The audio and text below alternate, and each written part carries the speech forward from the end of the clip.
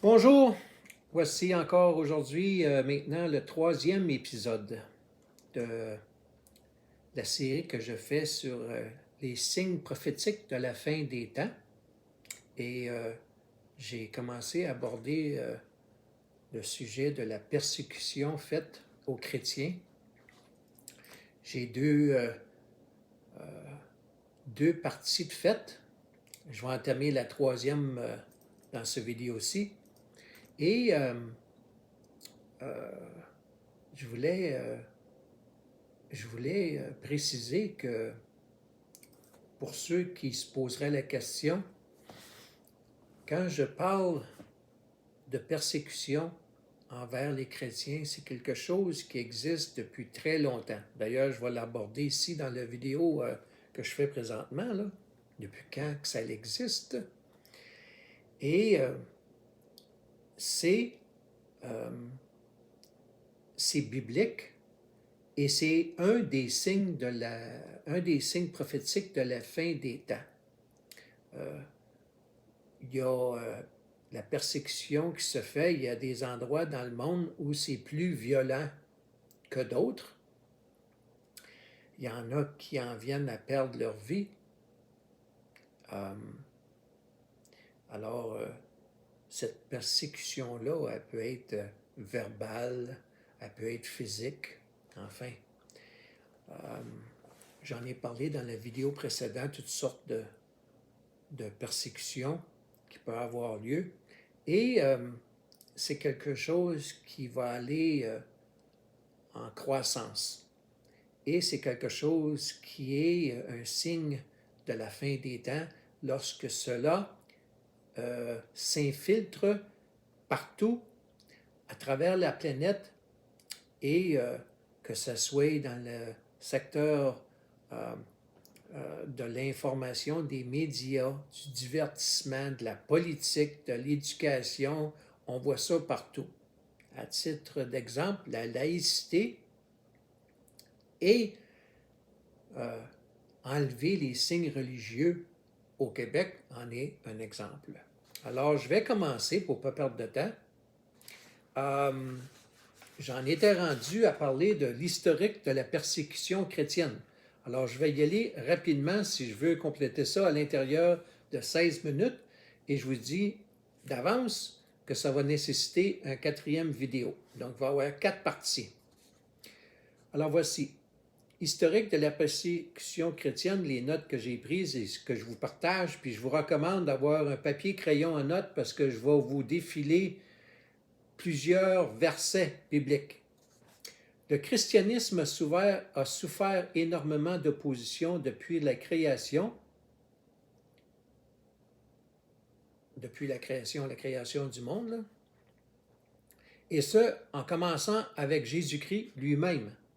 Alors, ça ne date pas d'hier, là. Depuis Jésus-Christ, depuis la naissance de Jésus-Christ, que la persécution existe. Jésus nous a prévenu que de le suivre signifierait que nous serions persécutés comme il l'a été. Verset. Matthieu chapitre 10, versets 16 à 22. Pourquoi est-ce que le cadeau du salut, très importante question, pourquoi est-ce que le cadeau du salut reçoit-il tant d'opposition de façon persistante et continue? Parce que le salut ne vient pas seul. Il est accompagné de la nécessité de se soumettre à Dieu. Depuis le début de l'humanité, l'être humain résiste à toute forme d'autorité autre que leur propre autorité. Donc, ils n'aiment pas ça, avoir de l'autorité au-dessus d'eux. Ils veulent être le boss, veulent être un Dieu. Mais un Dieu avec un petit d minuscule, pas avec un D majuscule. Okay? Ça, c'est dans la nature humaine depuis que le monde est monde. Hein? L'être humain veut être un Dieu, veut être l'autorité suprême. Je n'ai pas besoin de nommer de nom. Vous savez qui promouvoit cette notion d'autorité suprême en France et en Europe et au Québec. Hein? Pas besoin de nommer le nom. Alors, comme je disais, depuis le début de l'humanité, l'être humain résiste à toute forme d'autorité autre que leur propre autorité. Donc, l'être humain réclame la liberté afin de définir ce qui est bien et mal pour eux. Hein? Ça dit ce que ça veut dire. Hein? En étant leur propre Dieu, ils se définissent pour eux-mêmes ce qui fait leur affaire, ce qui est bien et ce qui est mal pour eux. Alors, imaginez avec les milliards d'habitants sur la Terre, que si tout le monde faisait ça, ce serait le chaos total, l'enfer, mais un peu petit enfer, le vrai enfer, là, il n'y a pas personne que je souhaite qui aille en enfer. Le comportement des chrétiens agace et met en colère les non-chrétiens parce qu'ils se sentent jugés. Cela fait remonter à la surface la responsabilité morale que Dieu a mis dans chacun de nos cœurs. Mais, tel que l'apôtre Paul l'a écrit, l'existence de Dieu et les principes de loi naturelle sont trop évidents pour être réprimés. À cela, je réfère à Romains, chapitre 1, verset 20. Je continue. Quand le christianisme éveille la conscience des non-chrétiens, leur réponse est rarement d'accepter le message, mais plutôt de faire taire le messager. Ça ne fait pas leur affaire, en d'autres mots. OK? Tais-toi. Ça ne fait pas mon affaire ce que tu dis ou ce que tu fais. Hein? Alors, je répète, mais c'est important, là. Quand le christianisme éveille la conscience, éveiller, là, se réveiller, éveille la conscience des non-chrétiens, leur réponse à cela est rarement d'accepter le message, mais plutôt de faire taire le messager. Ceci explique la persécution comme contrepoint persistant au christianisme. Maintenant, la persécution des chrétiens dans la Bible. On apprend dans le Nouveau Testament que la persécution commença dès la naissance de Jésus, c'est ce que j'ai déjà dit il y a quelques minutes, et se poursuit jusqu'au dernier chapitre d'Apocalypse. Okay? En voici quelques exemples. Le roi Hérode, qui ordonna la mise à mort de tous les bébés, les garçons, là, les bébés mâles, dans Matthieu, chapitre 2, versets 1 à 16. Maintenant, un autre exemple. Jean le Baptiste, qui fut décapité. Ça, c'est dans Marc, chapitre 6, versets 25 à 29. Là, il y a une série de versets que je vais vous donner, là. Prenez note. Le peuple juif qui tenta de tuer Jésus. On voit ça dans Luc, chapitre 4, les versets 28 à 30, dans le chapitre 13, dans le verset 31, dans Jean, chapitre 5, les versets 16 et 18, dans Jean, chapitre 7, versets 1, 19, 25, 44, ainsi que dans Jean, chapitre 8, versets 37, 40, et dans Jean, chapitre 11, verset 53. Je défile ça, là. Je vous donne de quoi là, à aller voir pour vous-même. Je n'invente rien, là. OK? Je vais prendre une gorgée. Je me suis fait une tisane. Comme ça, je bois du café, mais je suis rendu que je suis très attaché à pommes et épices. Je suis rendu accroché là-dessus, là. Pas pire, c'est très bon. Alors, un autre exemple, l'apôtre Pierre, ainsi que d'autres apôtres qui ont été arrêtés, battus et emprisonnés. Alors, on voit ça dans Actes, chapitre 4, les versets 1 à 3, Actes, chapitre 5, les versets 17 à 18, et dans les versets 22 à 40, ainsi que dans Actes, chapitre 12, versets 1 à 4. Je pense que je vais pouvoir réussir à faire Au moins 2 pages aujourd'hui. Pas pire. Pas pire.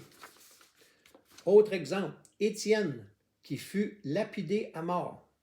Ça, c'est dans Actes, chapitre 7, versets 54 à 60. Et finalement, un autre exemple, l'apôtre Paul qui fut emprisonné, lapidé, battu, etc. Je fais grâce de tout ce qui a passé à travers l'apôtre Paul, qui était quelqu'un qu'il faut dire qui était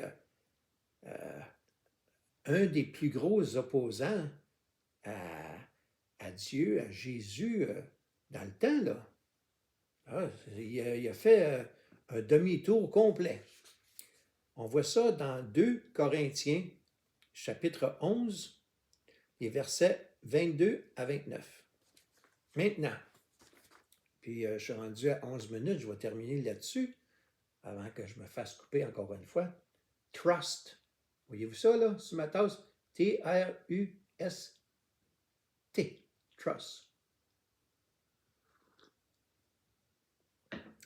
Avoir confiance. Traduction gratuite. Petite blague. Voici la persécution des chrétiens dans l'histoire. Au cours du 1er siècle, l'empereur romain du nom de Néron brûla des chrétiens ou les offrit aux lions comme nourriture dans une arène à titre de divertissement. Vous savez, il y en a plusieurs qui ont attribué à Néron comme étant l'être humain la plus cruelle, la plus sadique qui a jamais existé. Disons qu'il y a plusieurs, il y a un débat, là. Il ne fait pas l'unanimité, mais disons que Néron... puis en passant, là, pour ceux qui ont décodé le chiffre 666, on a attribué à Néron comme étant l'individu, lorsqu'on dit la marque de la bête, puis qu'on attribue ça à un individu, on attribuait ça à Néron. Alors que les événements qui vont arriver pour la fin des temps, et on attribue à quelqu'un, ce n'est naturellement pas Néron parce que Néron n'existe plus. Alors, je voulais apporter cette précision-là. Au XVIIe siècle, le Japon déclara le christianisme illégal, expulsa les missionnaires et exécuta les convertis. Là, je vous donne des faits, là. Au XVIIIe siècle, la Chine déclara le christianisme illégal et persécuta sévèrement les chrétiens. Je connais personnellement des missionnaires, à la fois francophones et anglophones, qui ont été travaillés à travers le monde. J'en connais plus d'un. Et la persécution, là, ils ont vécu ça. Il y a des témoignages à cet effet-là. Donc, ce n'est pas de la fabulation, des mythes, des rumeurs. Alors, je continue. La Révolution française de 1789 déclara le christianisme illégal, le clergé a été banni ou a été tué. Des églises ont été profanées. Je continue. L'Empire ottoman. Je vous invite à aller voir dans l'histoire où était situé l'Empire ottoman. Ça va vous... Puis le lieu géographique là, sur la planète où l'Empire ottoman existait, là, ça ne devrait pas vous surprendre. Parce que les conflits là, à cet endroit-là existent depuis plusieurs siècles. Là, j'ai quelque chose qui me fatigue, là. Excusez-moi. En passant, je commence à avoir des petits poils blancs dans les sourcils, puis ça me fatigue. Signe qu'on vieillit, hein? L'Empire ottoman a une longue histoire de persécution envers les chrétiens. Écoutez bien, là. C'est pas de la fabulation, là. On estime qu'il y aurait eu 50 millions de morts au cours de l'histoire de cet empire-là.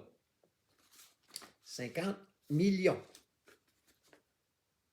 Pour ceux qui s'énervent, là, qui ont été flagellés un peu ces bords, là, ou que le crucifix à l'Assemblée nationale au Québec, ça les fatigue, là. 50 millions de morts. Qu'est-ce que vous en faites de ça, hein? Alors, je termine là-dessus parce que je suis rendu 15 minutes passées. Après la Révolution russe de 1917, les églises et l'enseignement chrétien fut déclaré illégal. Alors, je m'arrête ici parce que dans mon autre vidéo, je vais parler de la persécution des chrétiens de nos jours. J'ai parlé dans la Bible, j'ai parlé de la persécution des chrétiens au cours de l'histoire, dans différentes parties du monde. Et là, dans mon prochain vidéo, partie 4, je vais parler de la persécution des chrétiens de nos jours. Alors, je vous laisse là-dessus pour aujourd'hui. On se reparle bientôt.